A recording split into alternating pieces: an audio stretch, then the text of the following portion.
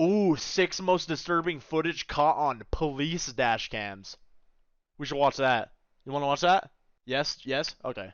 It's The Real, authenticated luxury from Gucci, Rolex, Prada, Louis Vuitton. Oh yeah, let me just buy that. Let me just buy that. Let me just buy Louis Vuitton and like fucking idiots. Yeah, let me just buy that. Let me just buy that real quick. Yeah, I'm gonna need a lot more subs. In August of 2012, the dashcam of this police cruiser would capture an officer with the Louisville Metro Police Department pulling over a Honda Accord that had expired plates. 3 were inside the vehicle, and upon talking to them, the officer conducting the traffic stop would quickly pick up on the nervous and anxious behavior they were giving off. A few seconds later, and the officer would hear the sound of kicking and yelling coming from inside the trunk of the vehicle. This is when the officer would call for backup and have to forcefully detain the 3 suspects. Were they kidnapped? All the officers on scene would then cautiously open the trunk. They would find a man with a towel tied around his head and his hands tied around his back. He's like, shit! The man inside the trunk turned out to be the owner of the vehicle, been working the closing shift at a Circle K gas station. No way! Once he closed up the store and started walking to his car, he would be attacked. The 3 suspects would then steal the man's car. Why? Rather than leave him behind, they would tie him up and stuff him in the trunk of his own car before fleeing with it. Bro, a Honda Accord? You're gonna commit all those crimes for a Honda Accord? Oh my goodness! Bro was just working a late night shift and got kidnapped for his Honda Accord. What is the luck of that? What are the odds? With expired tags. Bro got saved by the cops and probably got a ticket. They're like, listen, we like saved you and everything, but like your plates are expired, so you're gonna have to like, yeah, here's this ticket. Like I know you're like good and everything, but like you gotta pay the ticket still. Like, listen, yeah. Imagine. Following the incident, the 3 responsible would be arrested. They were later identified as 27-year-old Trent Bly, 27-year-old Joseph Davis, Psychos. and 28-year-old Brittany Elder. What they had planned to do with the victim is still unknown. The plates on the car not been expired. The traffic stop likely would not have even happened, and the victim would have been at the complete mercy of these people and their intentions. That was kind of clutch. Being roughed up and moderately dehydrated from the heat of the trunk, the victim would make it out unharmed. Like, yeah, but you still gotta pay the ticket, my boy. Like, sorry. December 19th, 2017, the Tucson Police Department in Arizona would receive a disturbing call reporting a man who looked to be impersonating an undercover cop. The caller stated that he, along with a couple friends, had been parked on the side of the road when a man claiming to be an undercover cop pulled up next to them. He further stated they had all been searched. What? Nah, no. Just a word of advice, if you guys ever fall for some shit like that, ask for a badge and a badge number. Like, they still have all their shit on them. Even if they're undercover, they like show you the stuff. Where he's like, hey, trust me, bro. Get out of the car. Get out of the fucking car. I'm an undercover cop. Trust me, bro. One of them was even put in handcuffs. Police would verify that whoever they were with was in no way affiliated with law enforcement. Multiple police would be sent to the scene. However, when they arrived, they were informed by the group that upon calling the police, the impersonator would hastily drive off, even leaving one of the guys still in handcuffs. Why? How's it going? You guys live here? You guys live here? What are you guys doing? Chilling? Hey, what? Wait, what? Why was there was a jump cut? He's like, hey, you guys chilling? Nah, get out the fucking car. Yeah, you're chilling? Get out of the car. I'm arresting your ass. What? I think I missed some plot. Hey, he's a walkie-talkie. And cuffs. I bet those are like... I bet those are like party cuffs or something. Days later, detectives were able to track down the identity of the impersonator, and he would quickly be arrested. With the help of a search warrant, officers were able to confiscate multiple items used during the incident. Those some Adam and Eve cuffs. These included a white 4-door sedan with built-in red and blue flashing lights, a radio earpiece, a baton, and a dashcam. He had a baton? Further inspection of the dashcam, police found that it had been recording the whole thing. Not only that, it also showed multiple other times that the impersonator had pulled over and confronted different people. Damn, he was citing people? Did he write them tickets? It's like, bro was role playing. Oh my god, he was like doing this regularly for free. Nah, show his face, bro. He's already arrested. This aren't exactly clear. But the fact that he was willing to even go as far as putting people in handcuffs doesn't make them look good. Nah, you gotta ask more questions, what bro. his true intentions were. Ultimately, he would receive charges of impersonating a law enforcement officer and kidnapping. Bro, thought it was GTA. This dashcam footage shows the response to a 911 call reporting a burning truck. The call was made in the late hours of February 11, 2017 in Glen Heights, Texas. It was reported a truck engulfed in flames was stopped in the drive-through lane of a Jack in the Box, dangerously close to the building itself. Jack in the Box? Officer Chris What? Womack was the first respondent on scene. Oh my god. When he arrived, it was clear that the truck was to the point where it could explode Was at it a any Ford? time. So, thinking quick, the officer bravely used I wouldn't even, if I was an officer, I'd be like, oh, there's a truck on fire? What is it? Is it a Ford? They're like, yeah. I'd be like, I'll go put it out, my boy. If it was like, if I called and I was like, is it a Ford? And they're like, nah, it's a Chevy. I'd be like, oh shit! And I'd hang up and go. But, oh, it's a Ford? Let me go put it out. I got you. used his own patrol vehicle to push the truck to where it was a safe distance from the restaurant Probably building. just blew up. Just a faulty engine. Typical Ford.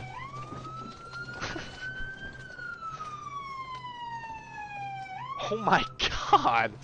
What did bro do?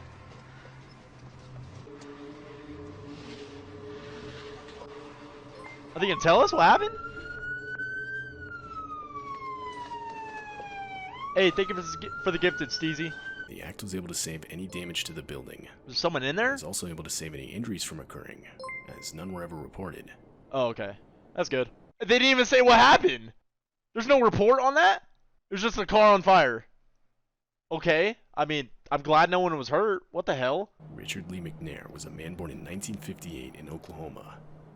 When he was just 28, he was given 2 life sentences for murder and attempted murder during a burglary gone wrong. However, McNair is more well known for his escapes during his time in prison. McNair successfully escaped law enforcement a total of 3 different times. His first escape didn't last that long, only able to stay on the outside for a matter of 3 minutes. times? And the second escape was a little different. Oh my 2 months god. out of prison as a fugitive on the run.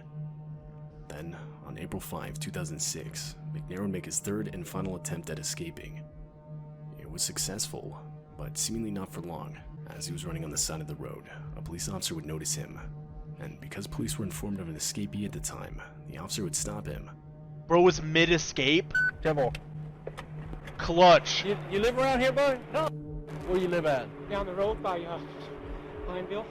Oh, he's playing it off. Okay. Do you have Oh any my form God. identification on you? No, man. All right. He's all, woo! What is? We got an Acting like he was escapee. on a walk. Where from? Prison. There's a prison here? Yeah. The whole event was caught on the police officer's Kind of doing a dashcam, good job. and it shows as McNair desperately fabricates information in an attempt to convince the officer he's not the escaped prisoner. What's your address? I don't have an address. I'm at the hotel.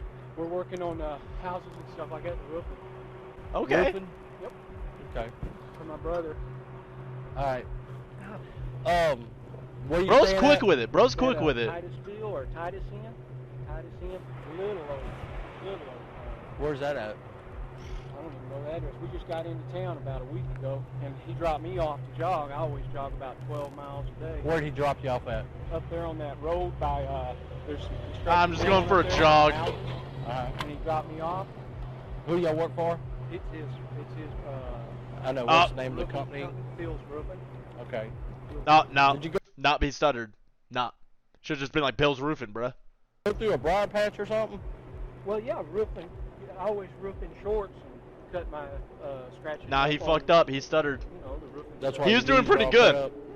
McNair's ability to quickly come up with fake information proves extremely helpful in convincing the officer he had nothing to do with the escape. Yeah, nah, when he stuttered, he ruined However, it. he would make a couple mistakes. Beginning of their conversation, the officer asks for McNair's name. He does this once again near the end of their conversation.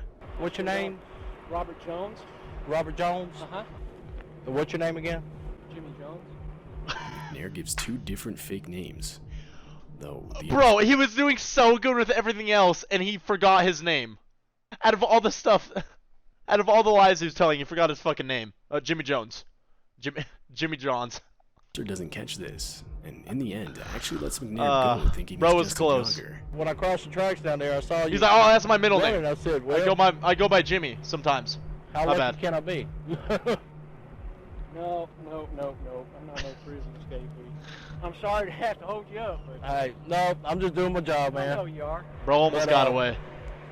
Yeah, just be careful. You'll probably get stopped again, okay? Don't be alarmed by it. All right. That's our quick line You there. have a good day now. Be careful, buddy. Thank you. All right. He let him This crucial go? mistake would allow Richard McNair to remain free for a full year and a half after this encounter. I thought he was gonna say so the officer caught him. Because what did that officer just like forget his name? What's the officer doing? Oh my god. I thought they were gonna say, yeah, they caught him because he lied about his name. He escaped for a year and a half? You could build like a whole empire in a year and a half, bruh. Jesus. Once he was finally discovered again by law enforcement, he would be sent to a Supermax prison in Florence, Colorado. I bet that cop got the most fired. secure prison in all of the United States. Another attempt to escape was never made by Richard Lee McNair. Yeah, no. That cop was fired. 100%. This police dashcam footage comes from a California Highway Patrol vehicle. The two officers inside were responding to a reported structure fire. Hey when underscore a large Steezy underscore mudslide error is tipped $1. Or hell nah, gimme that second place bit gifted too. Hey, thank you for the cheer, Steezy. quickly revealed on the road. But once it's noticed, it's too late.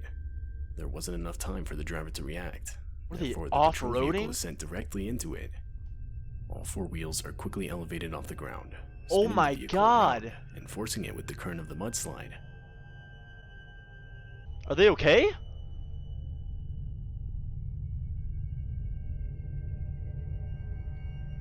They're just on a water slide, for real. Jesus. Oh my god. Luckily, by some miracle, the officers were able to regain traction and drive ahead of the slide.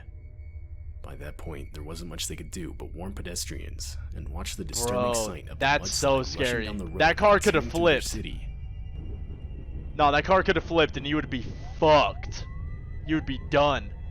Get out of here! Get out of here! Get out of here! Go! Go! Oh my goodness. It's gonna come right through us. What are we supposed to do? I have no idea. Wait, it's still going? Ventura 29201, there is a very active mudslide coming down Olive Mill towards the 101 right now. Hey underscore overtook Steezy our underscore vehicle. error tipped $1. By the way, Llama Arts does creepy horror stories if you're interested. I've heard that. I'll have to check out Llama Arts. As we were heading north on Olive Mill, we were able to barely escape and we're down by the freeway now. But it's there's a lot of debris and a lot of flow coming down. It should be on the near the freeway very shortly.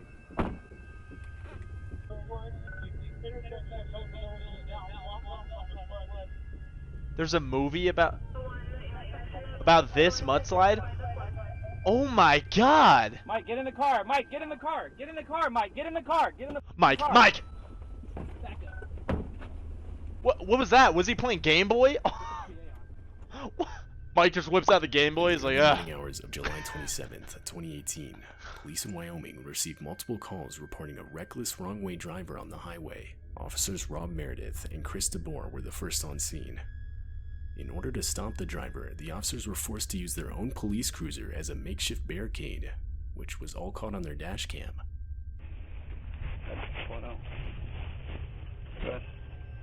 Take as many lanes as you can. Oh shit. Watch yourself, watch yourself. That'd be so scary, bro. Oh hell no. Set up like this. He's coming right at us right now.